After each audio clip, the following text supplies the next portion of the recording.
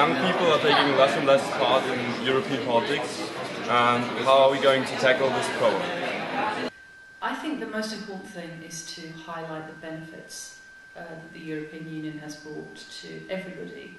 I think we can take for granted the fantastic things that the EU has brought to every single person who lives within the Union. And I think that's partly a job for the European institutions themselves, it's partly a job for people like me, but it's also a job for our politicians who I think sometimes are quicker to blame Brussels for things that go wrong than they are to highlight the good things that come out of the European Union. And I think more generally, anything that we can all do to get young people engaged and to understand that democracy is something that lots of people will fought long and hard for, to make sure that we have the choice about how we're governed and what policies our governments pursue, that people need to use their votes. And I think some of the recent European election results were really shocking from that point of view. The fact that in one particular country only 13% of voters turned out to vote. I find that very difficult to understand, and I think we need to work really hard to make sure that that doesn't continue and get worse. Is it difficult for a woman to be an ambassador? Yes, why?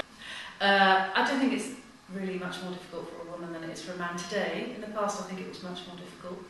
I think the things that make it a bit more tricky are the fact that fewer men than women are prepared to follow their partners around the world. I'm very lucky I have a husband who's been prepared to do that.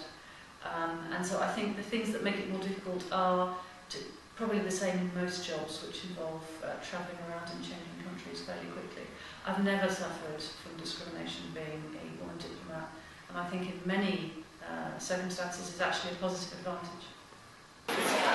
What do you think about Conchita Wurst? Yeah. I think she's fabulous, wonderful. I think she was a worthy winner of the best song contest in the world, and I'm looking forward at some stage in the next year to getting to meet her and to hear her sing live. Excellency, thank you very much for supporting our European event here in the Austrian Chamber of Commerce. And congratulations, you have a wonderful stand here. And one question, which is a little bit tricky, when will UK join the Euro? Well, I don't think that's going to happen anytime soon. I think the way things are going, the United Kingdom is unlikely to decide that it's a good thing for our economy to join the Euro. At the moment the economy is growing faster in the UK than it is within the Eurozone, so I can't really see any government making a strong economic case for it to happen. What is your favorite thing about Austria? Hello, I just wanted to ask you what you like best about Austria. I like the landscape. I think it's a really beautiful country. I like the wine, and I love the fact that in Vienna there's such a fantastic range of wonderful classical music to listen to. Why do British people drive on the left? Do you know, we're not the only people who do that. Apparently around a quarter of the world drives on the left. Obviously most of those are countries where Britain had some influence or role in the past. But the best explanation I've heard is that when knights in the Middle Ages and afterwards were riding with their horses, they wanted to be able to use their swords.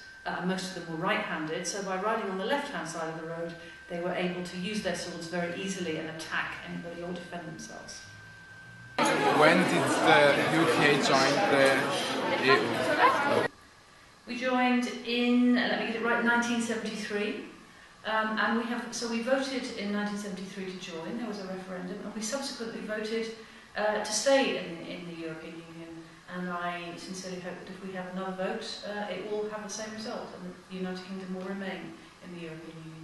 Großbritannien hat sich eigentlich hervorragend entwickelt. Wir sehen, dass wir eine Reindustrialisierung in Europa brauchen. Deshalb ist meine Frage, was wird Großbritannien in der Energiepolitik unternehmen, um Europa wettbewerbsfähiger zu machen und die Energieversorgungssicherheit wieder in den Mittelpunkt stellen zu können? I think there are probably two things. I think we need to develop new technologies and make sure that we are more energy efficient, so that our industries develop and can compete with places where energy costs are lower. I think the other thing we need to do is diversify the supply of energy into Europe. So there's obviously one very big country which provides a lot of European energy at the moment, and anything we can do to broaden out the supply and make it more diverse has got to be good for all of us. Dear Ambassador, Your Excellency, who won 1994 the World Cup in rugby? Thank you very much for the answer. Unfortunately, it wasn't England, I know that, but I do know, because I was there, that it was South Africa. And it was a fantastic World Cup, because it was a mixed South African team, and it was just after Nelson Mandela took over as South African president. So I was actually there, and I recognised that it was a fantastic moment, not just in sporting terms, but also in political terms. My question is, for random one, what perfume do you wear? A great question. In the winter, I wear a perfume which is called Bud de Soie, made by a French perfumier who's called Serge Lutens. And in the summer, I wear Jo Malone, who is English, a perfume called Earl Grey and Cucumber. How is the relationship between Austria and England? I think it's really close. I think we've got some very close historical ties. I think many Austrians and many British people admire each other's countries. We have huge numbers of British people who come here for holidays in the winter skiing. Obviously, increasingly people coming in the summer as well to walk in the mountains or to cruise down the Danube. That's not to say that we don't disagree sometimes, but when we do disagree, we always disagree in a very friendly manner, and we can agree to differ on things and then move on to the next issue. So I'm wondering what question you wish you would have been asked today.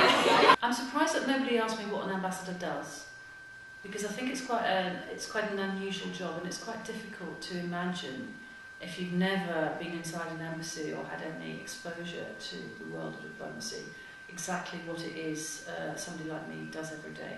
But I'm not going to tell you because nobody asked.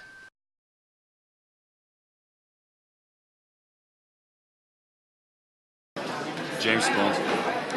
It's big and there are many people, they are very wonderful and nice. And I like everything, people are nice, and yeah, the weather is not good, but I like it. The accent, yes, the accent. Totally. Lovely. The British accent. The accent. The accents. No, not One Direction. Yes, One Direction.